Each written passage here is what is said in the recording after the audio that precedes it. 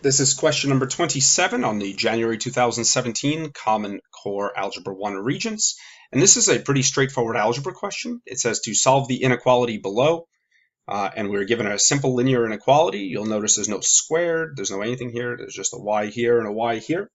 There are a couple of ways to do this, so we will examine both.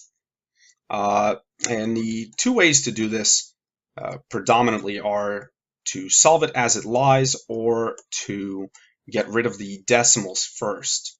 So if you want to get rid of the decimals first, we could just multiply everything by 10 because that would move all of the decimal points. And remember, we can do whatever we want to an equation or an inequality as long as we do it to both sides. So basically you want to treat this just like you would an equation, with the exception of if we have to divide by a negative, we would flip over the inequality sign, which we should remember. So this is the method of multiplying by 10 first. I would distribute this to everything. And 1.8 times 10 is 18. 0.4 times 10 is 4. And then there's still the y. The greater than sign doesn't change. This is 22, and this is minus 20y. Now we have to combine our y terms. They're on opposite sides of the inequality, so we could either add the 4y or add the 20y. We want to limit how much we work with negative numbers for the most part. So I would move the plus 20y here. These two now add to 0. We have 18 plus 16y is greater than or equal to 22. Next step would be to continue to isolate the y by subtracting 18. We get 16y is greater than or equal to 4. And then we divide both sides by 16. And we get y is greater than or equal to 1/4.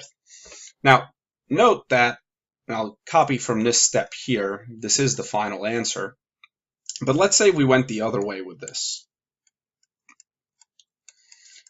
And we chose to add the 4y instead.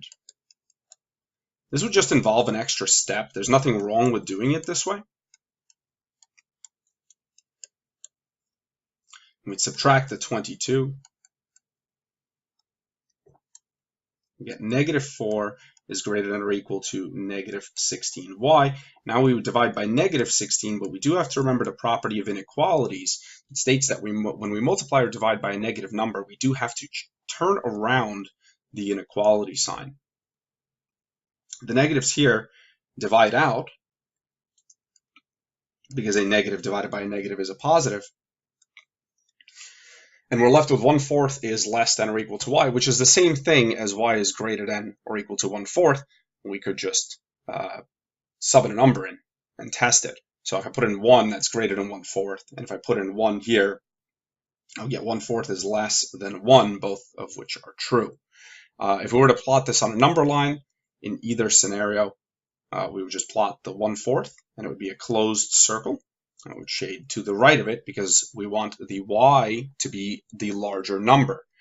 It's the same case here. The y is supposed to be larger than 1/4 in order to make this true. Now, the other way to do this is not to even bother with the decimal points. It would just be to add the 2y to both sides. Now, you could use the calculator or just manually add this to minus 0.4 is 1.6y.